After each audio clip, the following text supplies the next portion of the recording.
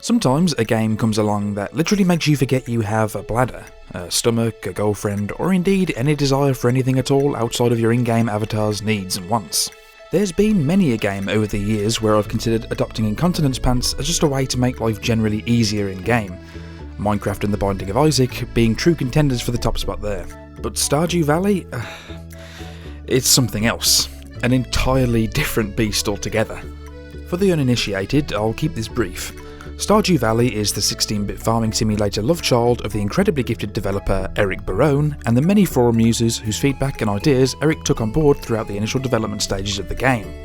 It took Eric 4 solo years in total to develop it, and by God does it show. I've heard many people say that this mirrors a lot of the general structure and qualities of games like Harvest Moon and Animal Crossing. I've never played a Harvest Moon game, however, and despite my best efforts, Animal Crossing was lost on me. So I hope to offer you all a reasonably fresh perspective on this style of resource management game. And yes, if I were to boil the game down to its bare bones, it is essentially a resource management game. You plant crops that cost varying amounts of money and time to grow, you harvest them, you sell them on at a profit, and the cycle begins all over again. But it's everything alongside this central gameplay loop that makes Stardew Valley the absolute classic that it's destined to become. I think it's fair to say that I've never really been a fan of games made by committee. The developer, in my honest opinion, nearly always knows best. Camel is a horse made by committee and all that. But in this case, the camel seats 50 people, dispenses Sunday roasts from its arsehole, and can sing the Finnish national anthem in any key. Poor analogy and metaphor aside, the depth to each of the many mechanics and ideas are beautifully elegant. You can feel the many hands that must have massaged Eric's brain into action here. I honestly don't know what I'm talking about there, so let's discuss what else Stardew Valley has to offer. In its own right, the farming alone could be a game in and of itself. Time in the game consists of 30 days in a season, 4 seasons in a year, and 3 years in total. When each new season sets in, your previous crops will die and you'll have to start afresh. It's a solidly addictive gameplay loop that's easy enough to understand and builds momentum nicely as you pour more time into it. Most of the other activities are still largely focused on resource gathering, but do it in different ways. Fishing is your other primary way to attain large amounts of cash in one short space of time. Where farming is a mostly passive activity after the morning ritual of watering the crops themselves, fishing requires more player involvement. It's a relatively simple mini-game that can rack you up a great amount of cash if you're willing to put the time into it, but does require constant attention and relative skill to reel in some of the more cuntish varieties of fish. Fuck you right into the sea, you cunting sea cucumber cunt. There's also mining. Strangely enough, this aspect of the game reminds me a lot of spelunking in the earlier Pokemon games, without the turn-based combat and with the addition of actually having to mine materials, of course. Mining consists of levels. Literally. You're tasked with exploring each level of the mine, gathering materials as you go, each level becoming increasingly challenging. Mobs making an appearance on many a level and becoming increasingly tankier and more powerful as you progress. The mentality of mining is one of the game's strongest hooks. Every 5 levels, an elevator will activate, allowing you to access that level from the surface at any point in the future. Every 10 levels, you'll be rewarded with a chest that often contains a new weapon or armour piece that will help you deal with enemies later down the line. However, your character's stamina bar drains the more you swing your pick or sword, and after a few levels of constantly being slashed, bitten and poisoned by enemies, your health bar looks pretty sombre. You can take food, which replenishes health and energy when consumed, but taking too much food sacrifices valuable bag slots needed to carry mined materials. Go too far in the mine and it won't matter how much food you brought, your bag will fill up. Even taking all this in mind, if it gets too late into the morning, you'll pass out from exhaustion. If any of this happens on, say, level 48, you'll have to go back to the surface from there, and will only be able to get to level 45 via an elevator, forcing you to repeat the last 3 levels.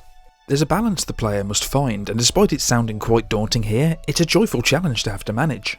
Of course, there's a crafting element too.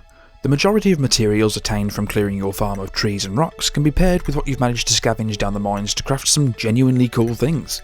You can make anything from scarecrows to paintings for your house and farm. Though I've rarely been able to spare the time or resources to craft anything cosmetic, I can't wait to dive into it a little deeper and make my farm something to be truly proud of.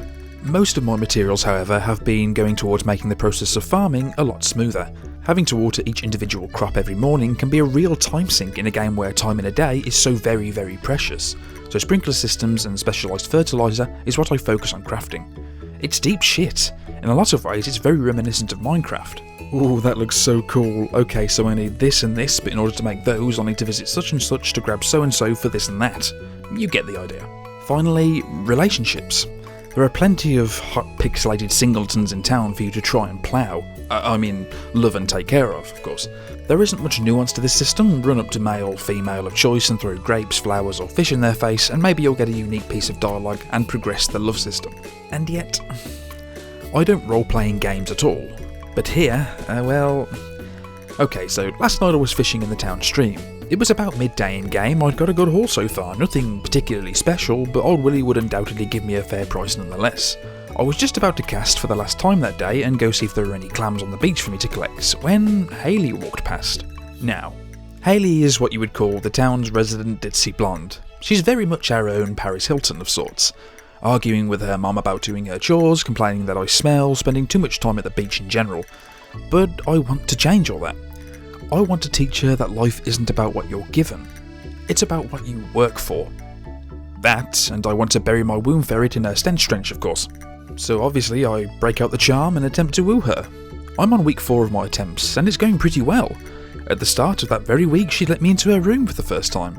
But here and now, she walks straight past me, and, from what I can only presume, attempts to engage the ice cream man in conversation. I was jealous. Jealous of a 16-bit ice cream man talking to my 16-bit Barbie girlfriend kinda sort of person. That's never happened before to me in a game. It was at this moment I realised exactly what this game was doing so incredibly well. It's something so simple, yet most games, particularly RPGs, fail at doing at least 70% of the time.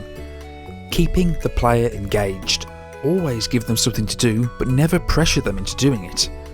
Because the game saves at the end of every day, and only then, it distills that just one more go mentality in the player.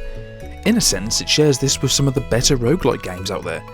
You say you'll have one quick run, 6 hours later you've got Cottonmouth, the gods, and have to peel your ass off the chair. The sheer amount of content here is astounding for £10.